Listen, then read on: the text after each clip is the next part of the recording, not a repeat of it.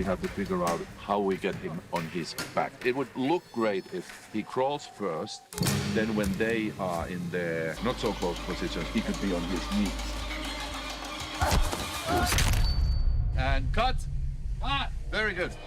When you approach a movie like this, you want to make the best movie, in this case trilogy, in the world. You can't leave a single stone unturned during your journey.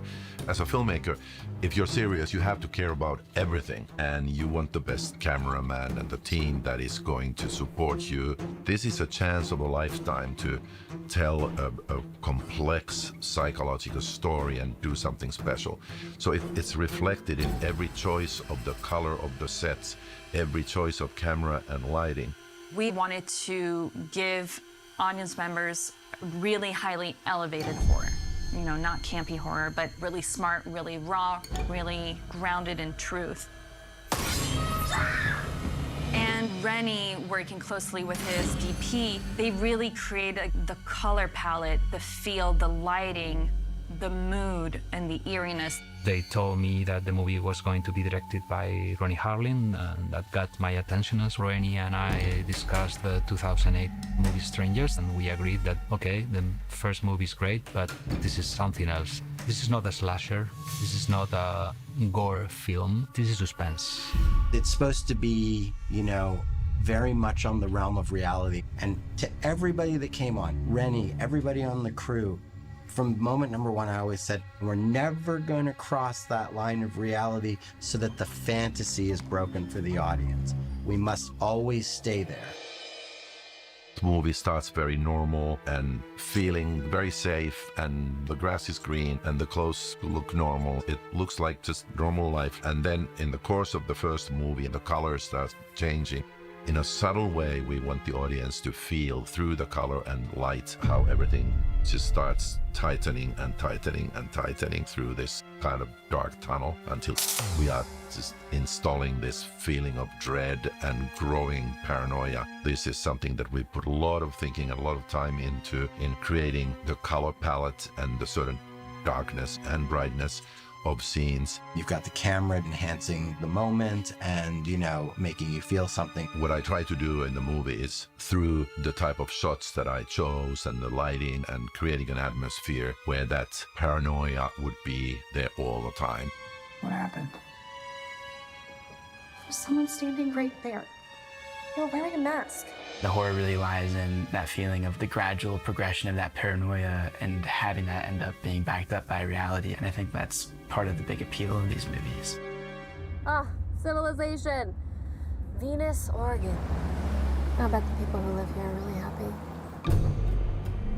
In creating the town of Venus, everything has to feel super authentic, super real. And I think that adds also to the eeriness of it. This was built. This is a crazy thing to have built. We wanted this raw feel from the very beginning, so we tried to make the diner as gritty as possible. The diner is actually a practical location, which we found in North Bratislava, and it was much more polished and sleek, if you want. We just built the exterior. We tried to make it like this is not the nicest diner where you can stop and have something to eat. Adi Kuralea, the production designer, he did a great job in using textures and all the Americana imaginary that we already know. So I think that was a very detailed work from his part. It looks cute. Think it has electricity? Probably not.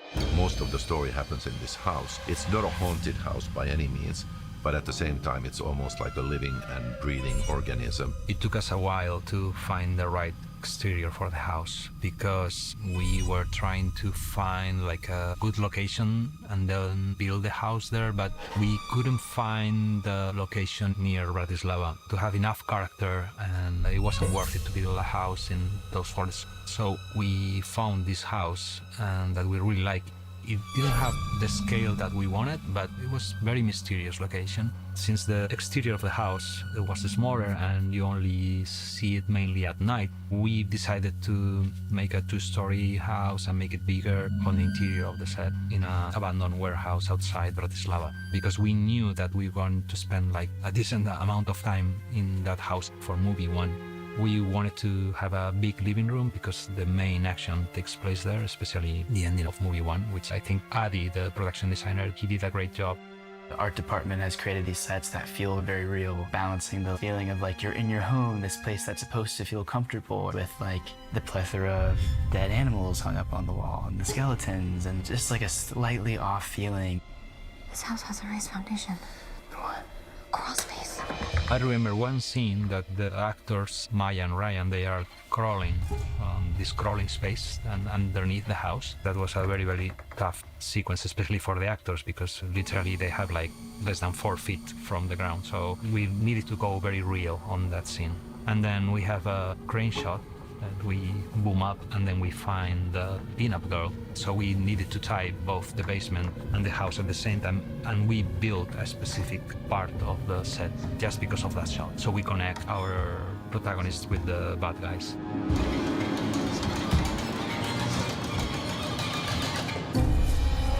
The surrounding forest where they ultimately escape becomes this very hostile and scary environment. We don't need the audience to jump out of their seats and go like, oh my God, what a spooky forest. But psychologically, we hope that we are experiencing a very scary, very bleak and threatening world that Maya is going through.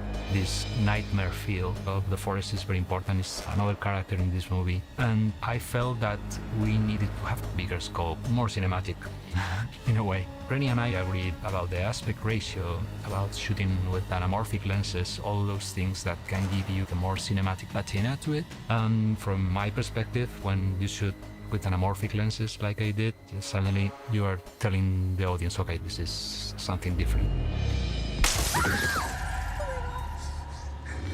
Ryan, go now! The first strangers, it's more about the couple. But as the movie progresses, this is Maya's journey, and the camera follows her all the time during the movie. One of the sort of leading principles for me was that it is seen through Maya's, our main protagonist's, eyes. Even her relationship with her fiancé, her experience of this town, her experience of the horror, the terror. I try to create a feeling where the audience is her all the time, and that affects how you shoot the scenes. For me, a lot of the language had to do with extreme close-ups of her eyes and really sort of going inside her head and her experience and how it feels to be her. I hope that that will come through for the audience, and when they sit in the theater, they would feel like they are her.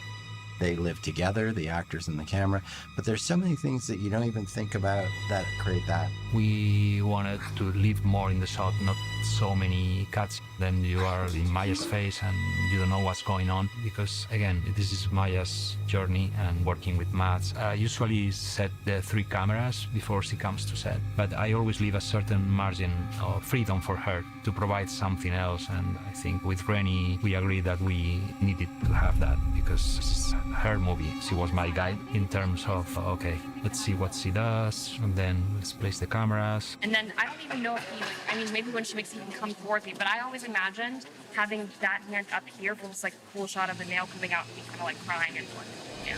Movie 1, you are discovering the strangers little by little, and it's a progression. At the beginning, you don't see them at all. We were playing with reflections in the mirrors and shadows, and then suddenly you see pieces of them. You have to dig in the image just to know more, and sometimes you have like a long shot and the bad guy's in the mirror and you don't notice it at the very beginning, but he's there. Or you have a establisher of the house, but Dollface, it's in one of the windows as a silhouette. So all these things add a lot of suspense to the movie. And then at the end of the movie 1, they are fully exposed.